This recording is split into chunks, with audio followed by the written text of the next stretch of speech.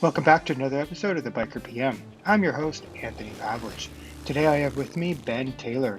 He's been a serial solopreneur since 2004, dabbling in everything from IT consultancy to freelance writing. His current primary focus, though, is the Home Working Club, an advice portal for aspiring home workers and freelancers. So let's get started. Hi, Ben. Thank you for joining me today. Hello. I'm glad you're here. And what I want to start with is just go ahead and give me a background about you and your company. I've been to your website. It's a very robust website. I love the website. Lots of articles, lots of information on there. But give me a background about yourself and the company, and then we'll go from there. Okay, of course. Well, my name is Ben Taylor, and I'm the founder of homeworkingclub.com. And I call myself an advice portal for aspiring freelancers and home workers. Which obviously in the current climate, a lot of people are suddenly interested in home working, which is obviously something I never knew was going to happen. So I've worked and even for if they're myself. not interested, they're doing it. Absolutely, yeah. I've worked for myself since 2004, and it was kind of born out of all the different things I've done, working for myself as an IT consultant, a writer, running other blogs and stuff before. And Home Working Club kind of ended up being a culmination of everything I'd done before, and it all sort of merged to form that site and that business. So tell me a little bit about Home Working Club. Home Working Club is a website that talks about various different freelance opportunities, different home working opportunities. So starting right at sort of entry level side gigs, right up to being a professional sort of by the hour, by the day consultant. What happened, the story kind of behind it was I'd worked for myself since 2004, as I said. Then in 2009, my wife and I moved to Portugal from the UK. And I sold off most of my IT business. In truth, I was very burned out by it all, and I'd had enough of it, really. So I found myself, as I always say, this is quite literally picture the scene, sitting cross-legged on a bed with a laptop, typing in how to make money online. And because I was starting from nothing, my wife had a well-paid job. I still had a stream of income coming in from the business, what was left of the business. But I needed to start again. And in that time, I found out I went down a lot of blind alleys. I did a lot of terribly paid work. I uncovered lots of scams. And there are a lot of sites like mine that talk about making money online and earning from home, but most of them have hidden agendas. And what I really wanted to do was be very down to earth and very honest about how much you could really earn from these opportunities, and sort of calling out a lot of the scams as well. Yeah, because I agree. When I started working from home, and there are, looking at, so I left a job that was very toxic. And that's when I decided to branch out on myself as a project management professional. And there's a lot of noise on the internet when you try to search for things. Yes, very much so. And it's hard to sift through what is good information for entrepreneurs, for freelancers, and what is not good information. Yeah. How do you overcome that noise to make sure that if somebody's looking for good information, that they can find good information or find you? Well, I mean, obviously a lot of it does come down to the basics of sort of SEO, the basics of SEO. I need to make sure that I'm ranking above other people for what I'm doing. And obviously it is a business. It's not purely an altruistic endeavor. So obviously Yes. The more traffic I get, the more people are going to see adverts and that kind of thing. I have to make money somehow. But my attitude's always been that I'm never going to say something's good for the sake of a commission or something like that, which has made me a little bit unpopular with certain companies in the past. But that's okay. Yeah, because you get a lot of companies, and I'm not going to name any of them, obviously, in a litigious society, but you get companies that have lots and lots of good reviews, but then you find out that they are the companies that have the highest paid affiliate schemes and stuff like that. And so I like to sort of stand out as being the one who says, well, no, actually, okay, it might have these 2 good points, but it also has these 10 terrible points.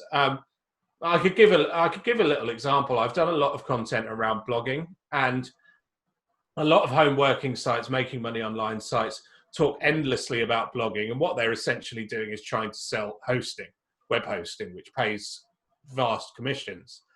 And I've got a lot of material about blogging, and I am an affiliate for a web hosting company as well.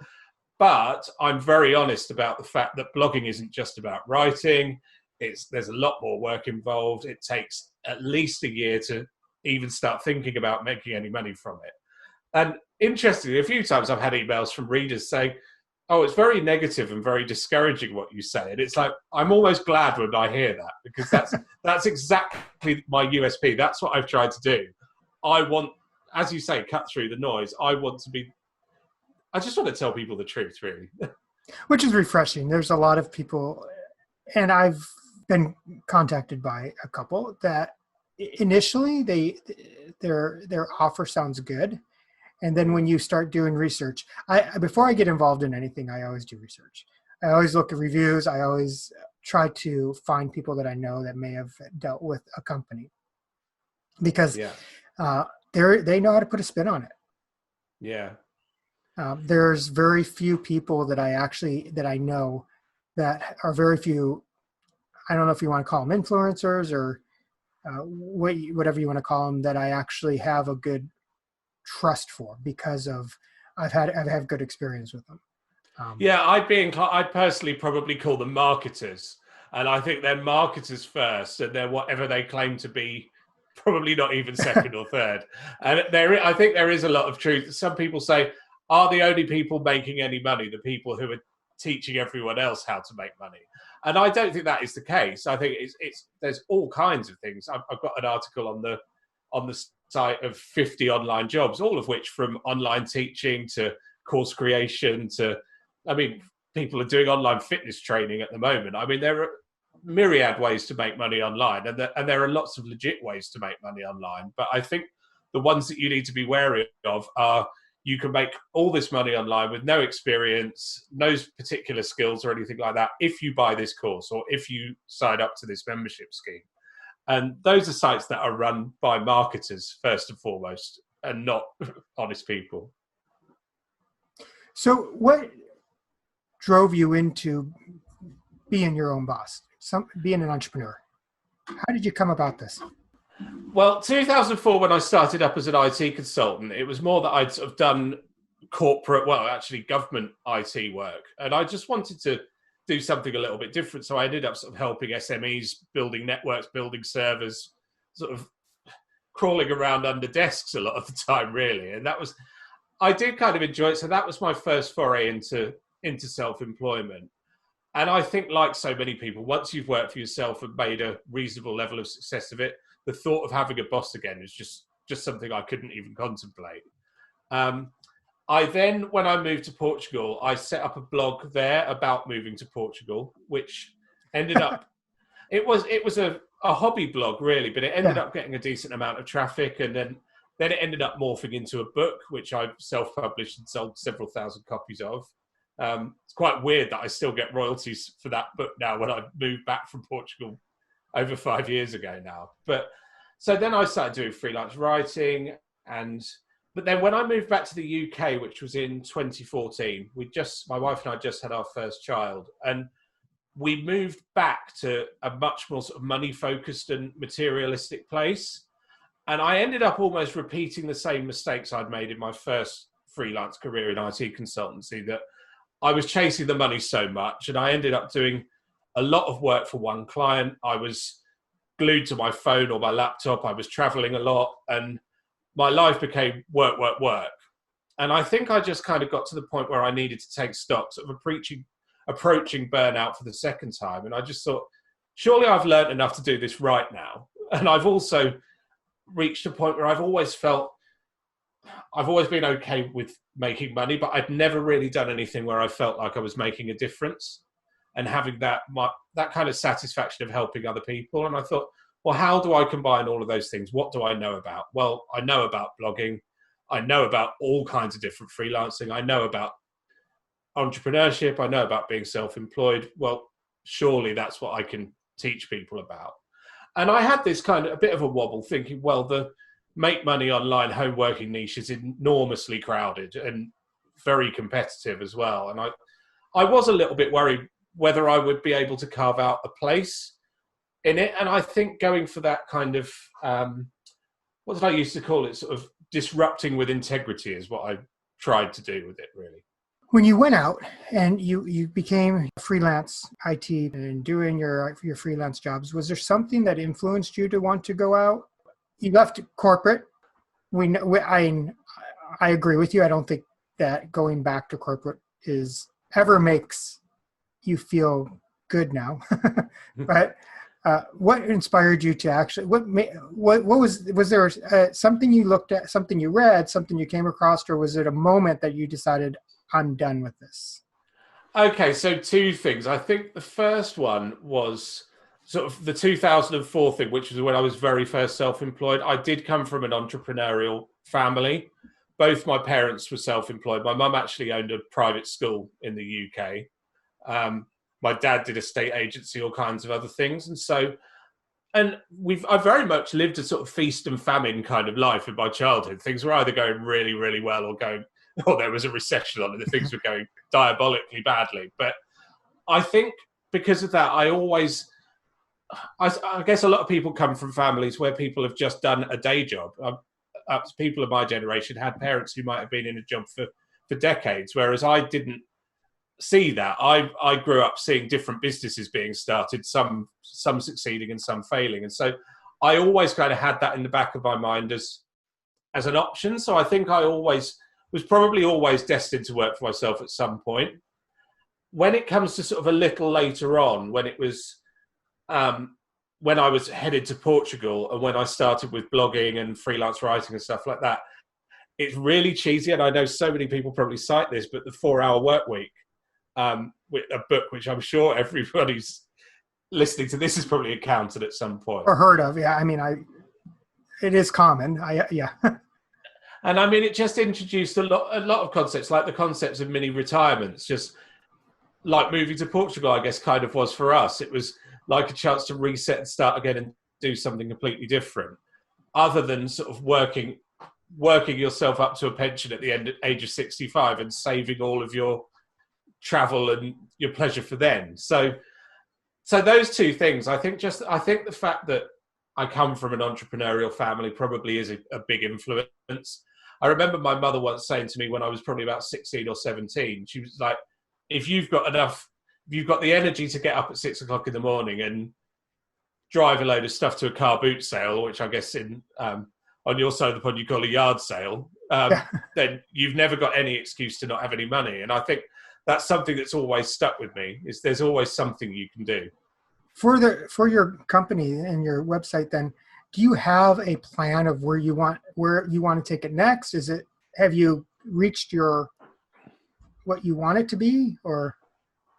It morphs all the time. I did get up to I've never actually said this publicly, but I don't think there's any harm in me saying it, is that I did, when I first started it, have a kind of valuation figure in mind, at which point I would maybe sell it. And I've hit and passed that figure at one point, and then I've been a bit of a victim of Google algorithm changes and then slipped back from that point. Yeah. But the way things are at the moment, I think there's so much happening with home working, obviously, and we're speaking in the time of the coronavirus epidemic. And I think that the genie's out of the bottle in terms of home working now. I think we're at a stage whereas maybe before employees had to justify being able to work from home, I think it's almost going to flip round in that when, all being well, all this is over, it's going to be more that employers have to justify why they need their staff to go into the office all the time, with all of that entails, with the being in close proximity to people and people's germs and bugs, with all the pollution that all the journeys cause, all the sacrifices in terms of commuting. I think it's a really exciting time for home working generally. And with that in mind, the last thing I want to do is move away from what I'm doing. The majority of the time I wake up in the morning and I really want to get stuck into what I'm doing, and who would want to walk away from that? No, I think this is a great unplanned forced social experiment because yes. There are many employers that didn't feel they would get productivity out of their employees if they worked from home, or that are too micromanaging to want their employees out of their sight. So they want them in the office. They want to be able to watch them. They want to be able to monitor exactly what they're doing. So I do think this is a perfect experiment. Mm. An unfortunate reason why it's happening, but for employers to realize that this is the case. And then they're also going to probably realize the money they can save, Yeah. because they're not going to need as large spaces for people to come into work. Their office space can shrink if they have more remote workers. I Mm. think I think it may turn into more hoteling spots in Mm. the office, to where you come in, pick a spot, and that's where you work for the day. Mm-hmm. Because I know companies that went to that a while back, but now I think maybe they'll probably see this as an opportunity to change their model of how they have employees in the office. Yeah. Yeah, I think so, and I hope it does happen. I mean, there are a huge amount of positive benefits to it anyway. I mean, just getting all the pollution off the roads is, for a start. There's so many unnecessary journeys, and I think once the concept has been proven that, I mean, I've done quite a lot of sort of press contributions, unsurprisingly, in the last couple of Yes. months, and I'm always saying that those kind of, as you said, micromanaging bosses who just want to be able to see what everyone's doing. I think I'm quite uncompromising on that. I think if you can't trust the people who and base their work on output, then have you actually hired the right people to start with? And I think really it's, yes, obviously having a central office and all the rest of it, but I think companies are going to look increasingly antiquated after all of this if they just insist on pulling everyone back to one central office without any particularly good reason for it. Yeah, I don't think that employers are going to be able to walk out of this without changing. I don't think No. it's going to be possible. I don't think that they're going to be able to go back to the norm, and not only because of what they discover, but because of what employees discover as well. Yeah, exactly. And the pollution thing, oh my gosh, it was amazing how much the pictures from space, you could see the Mm. change in pollution after just a few days of lockdowns in areas. Yeah, I think one of the most striking ones for me was the pictures of the canals in Venice, which usually you just cut. They're like clear blue water in them and fish, and it's just usually that you're talking black water and gondolas. So yeah, loads of pictures like that, really quite inspiring. Yeah, so I think, there's some things that are happening for workers from home that aren't going to be an option for things that are going to be enlightened to Mm. people and to employees and employers both. What advice do you have for entrepreneurs that want to work from home? If they've never done, well, besides that they're doing it now, but I mean, on a normal basis, if somebody wants to be an entrepreneur, they decide that they're going to start working from home, what's your best advice that you would give somebody? I could probably give a one-word piece of advice, which would be start. I hear so many people sort of churning ideas over, and then you see them a year later and they're still churning the idea over and saying, oh, one day I really ought to do that. And I think, yeah, and while you've been talking about it, some people have actually got on with it. And I think there are so many businesses you can start for so little money nowadays, just spinning up some web hosting, even hiring freelancers to do stuff that you can't do yourself. And I do have a private Facebook group for homeworkingclub.com, and we were discussing this some months ago and talking about the psychology of it. And is it that people are as much frightened of success as they are of failure? And I think, especially we're talking now during sort of a big lockdown, if you're going to start something, now is the perfect time to do it. And I think that would be my number one piece of advice, is that you have to start, because you don't want to be looking back in 5 years and being the one who didn't start and watching the people who did. I've heard that a lot, that there's been a lot of that opinion that I've seen online, in online posts. I've seen in groups that there's going to be a new wave of entrepreneurs after this. No, I hope so. And a new wave of freelancers and virtual workers because of this. Some because they've realized the benefits of it, and some because they've lost their jobs and they have to reinvent themselves. So there's many reasons why, but yeah, there seems to be the general idea that there's going to be a new wave of entrepreneurs and freelancers and stuff after this.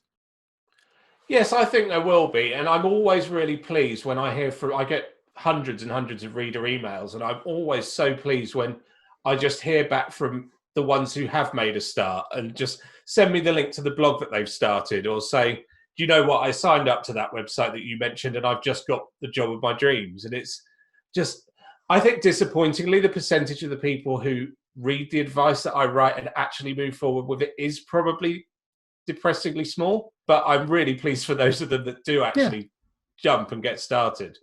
Those are the ones that, even though, like the podcast, even though the podcast it's grown over the last year, it's a year old. And in the beginning, I can see by the stats how viewership has gone up. It's those few people though that you touch that makes it worth it. Yeah, I mean, I've got my own podcast, as you know. I don't know if that's how you became aware of me, or whether you've just found the Home Working Club site. If I You may, replied to my horror post. yes. So if I may say, it's on my own podcast on homeworkingclub.com/podcast, and we're up to episode 10 now, I think. So some way behind you. And when I sit down with my co-host, well, now we sit down as we are over Zoom because we don't get to be in the same place at the moment, and we look at the stats, and sometimes it's just, we look at the numbers and think, are they good? Are they bad? We don't really have a frame of reference. But then you read books about podcasting and they say, it's a long game. You're talking 2-3 years. Yeah. And you've got to stick at it. And it's exactly the same with blogging. I think I say on the articles I've written about blogging, you're looking at, I used to say 12 months, but I'd be inclined to say probably 18 now before you could even start to think about making any meaningful amount of money for a blog. It's the people who are actually willing to take that on board and continue to do the graft and not get discouraged. Because my co-host and I, we're going to carry on doing our podcast until one of the episodes goes stratospheric, and then everyone listens to all of the others. That's what happens. Yeah. They hear one. I've done that with podcasts where I've come in, it's a year, they've been around for a year, but then I go back and I look at I may not listen to them all, but I look at the titles and try to, and the summaries to see, okay, what is relevant to me. And then I go back and I try to listen to as many as I can. Yeah, same with me, and I'll discover a new one, and then I'll end up binge listening to maybe even go right back to the start of it. Yeah. We've had a great conversation so far. You've got so many things that you're doing. How do you keep track of all these projects? What tools do you use to keep track of the podcasts, your blogs, your website, everything?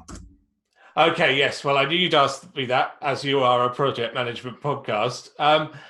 Back in the day, I knew Microsoft projects, and I knew sort of Prince principles and all of that, and critical paths and finish start relationships and all that stuff. I've forgotten all of it other than the bits I just said. So I don't know any of that anymore, but I use Trello. I use Trello to run everything. I use Trello as well. So I have a Trello board for which is my article pipeline, which is something that I've used in the past to manage really big teams of writers for client sites. Whereas now I've probably got 4 or 5 regular writers and a couple of other freelancers, and that's plus myself and my wife managing the site. So I've got an article pipeline, which is from just vague ideas right up to keyword researched articles that I need to get to other articles that need updating and all the rest of it. And I move things along sort of like, I think it's a Kanban system, they call it Trello, isn't it? So move the cards along as they progress. I've got another board for the podcast, where we put the ideas together and then it gets ticked. We use the tick lists for when it's in edit, when it's been transcribed, when it's been shared, and all of that kind of stuff.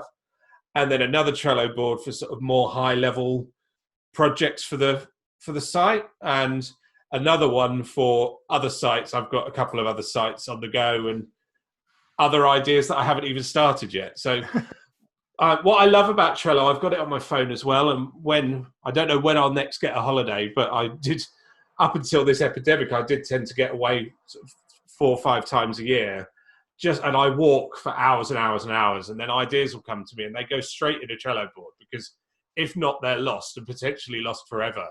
And I love getting back from those holidays and just rearranging everything and putting it in the columns and assigning tasks to other freelancers and stuff like that. And Trello's so simple. I mean, my co-host Alex on the podcast likens it to Post-it notes on a wall that you move along a wall. And that is exactly the same thing.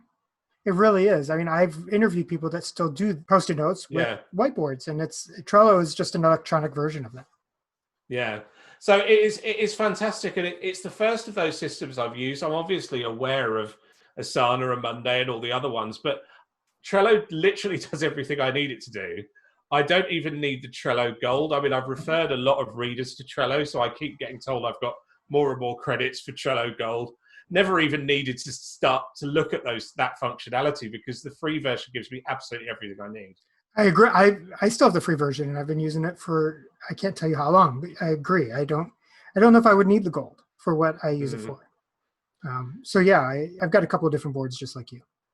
So so project management wise, that is it. But one other little thing I do use still very extensively is tasks in Microsoft Outlook with reminders on them. And on a day-to-day, what am I actually going to do the next day?